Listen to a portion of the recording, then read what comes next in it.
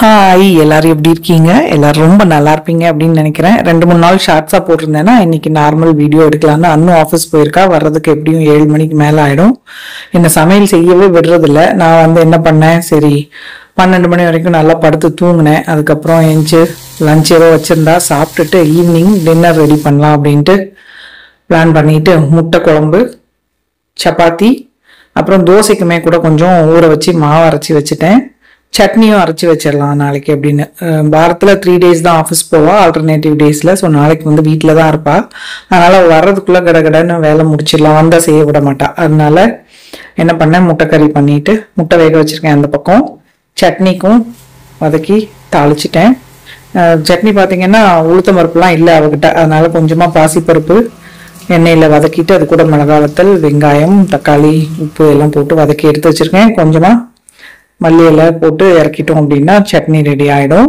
இருக்கிறத வச்சு அட்ஜஸ்ட் பண்ணிட்டு இருக்கேன். நிறைய சாமான்லாம் இல்லை, ஒரு 4-5 மாதம் தான் டெல்லி, அதுக்கப்புறம் பெங்களூரில் தான் ஒர்க் பண்ணணும். அதனால கொஞ்சமாக தான் ஐட்டம்ஸ் வச்சிருக்கா. பாத்திரமுமே கூட ரொம்ப கம்மியாக தான் இருக்கும். இது சட்னிக்கு வதக்கிட்டு இருக்கேன். அந்த பக்கம் முட்டை குழம்புக்கு முட்டையுமே கூட ரெடி ஆயிடுச்சு.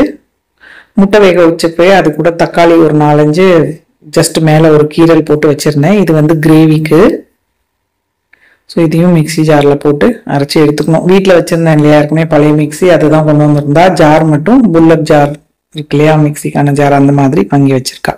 ஸோ சட்னிக்கு வதக்கிட்டு ஒரு பிளேட்டில் மாற்றிட்டேன். அதை ஆடுறதுக்குள்ளே கிரேவி ரெடி பண்ணிக்கலாம். ஸோ அதே கடாயில் கொஞ்சமாக எண்ணெய் சேர்த்துட்டு முதல்ல முட்டையை வதக்கி எடுத்துக்கலாம். அதுக்கு கொஞ்சமாக உப்பு, கொஞ்சம் மிளகாத்தூள், மஞ்சத்தூள் சேர்த்துக்கிறேன். ஸோ நல்லா சிம்மில் வச்சுட்டு கருக விட்டுறக்கூடாது. போட்டுட்டு உடனேயே முட்டையை ஜஸ்ட்டு கத்தியால் அங்கங்கே கீறி விட்டுருக்கேன். ரொம்ப தோல் சுருங்குற மாதிரி வதக்க வேண்டாம். ஜஸ்ட் மசாலா கூட்டாற அளவுக்கு இது பண்ணிட்டு எடுத்துடலாம். ரொம்ப நேரம் வதக்கணும்னா மேலே ஒரு லேயர் அப்படி தோல் மாதிரி ஆயிடும்.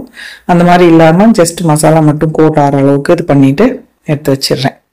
இப்போ அதே இதில் உருளைக்கிழங்கு, வெங்காயம் கூட உருளைக்கிழங்கு வச்சிருந்தா ஒரு சைடில் கொஞ்சமாக பெரிய உருளைக்கிழங்குல கெட்டு போயிருந்ததா, சரி அதையும் இது கூட சேர்த்துடலாம் அப்படின்ட்டு அந்த ஒரு மாதிரி ஆனதை கட் பண்ணிட்டு அந்த பீசஸையும் இந்த எண்ணெயில் சேர்த்துருக்கேன். அதையும் கொஞ்சம் சிம்மில் வச்சு உருளைக்கிழங்கையும் கொஞ்சம் வேக வச்சு எடுத்துக்கிறேன். பெங்காலிஸ் எல்லாம் இந்த மாதிரி முட்டைக்கறியில் உருளைக்கிழங்கும் சேர்த்து செய்வாங்க. ஸோ இது கொதிக்கிற தண்ணியில் போட்டு வச்சுருந்தேன் இல்லையா, அந்த தக்காளியை இப்போது அரைச்சி எடுத்துக்கிறேன். ஸோ இப்போது முட்டைக்கறி பண்ண ஸ்டார்ட் பண்ணலாம். எண்ணெய் சூடானதும் கொஞ்சமாக ஜீரகம், ஒரு சின்ன துண்டு பட்டை, கிராம்பு மட்டும் சேர்த்து தாளிச்சிக்கிறேன். ஸோ அண்ணனோட ரூம்மேட் வீட்டில் இருந்தாங்களா, அவங்களும் சமைக்கிறப்ப நடுநடுவில் அந்த பொண்ணும் பேசிகிட்டு இருந்தா.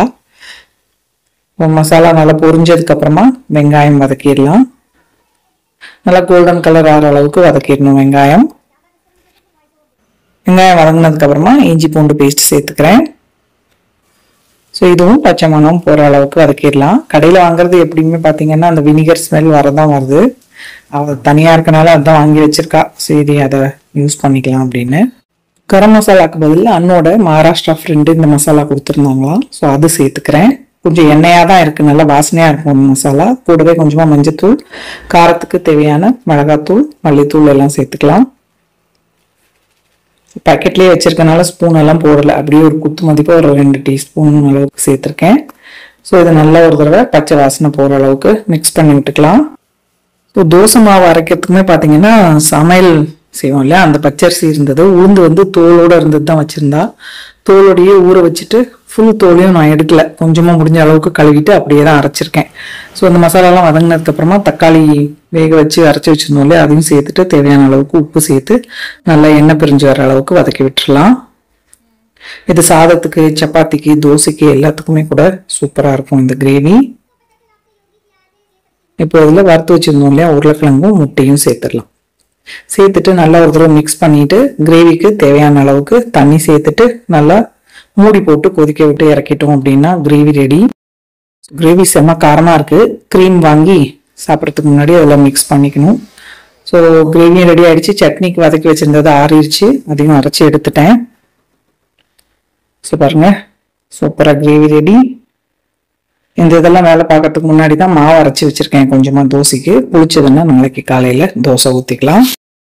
கிச்சனையும் கையோட கிளீன் பண்ணிட்டு இந்த வேலையெல்லாம் முடிக்கிறதுக்குள்ள அண்ணும் ஆஃபீஸ்லேருந்து வந்தாச்சு. மாவு பிசைஞ்சிட்டு இருக்கேன். பூரி செய்யலாம்னு பிளான் பண்ணியிருக்கேன்.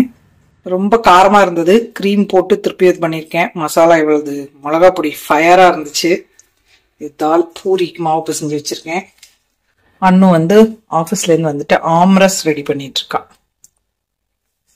ஸோ டின்னர் ரெடி பண்ணிட்டு இருக்கோம். ஸோ செம பசி கடகடான்னு அண்ணு அவங்க ஃப்ரெண்டு எல்லாரும் சேர்ந்து ஆளுக்கு ஒரு வேலையை பார்த்து டக்குன்னு பூரி போட்டு முடிச்சிட்டோம்.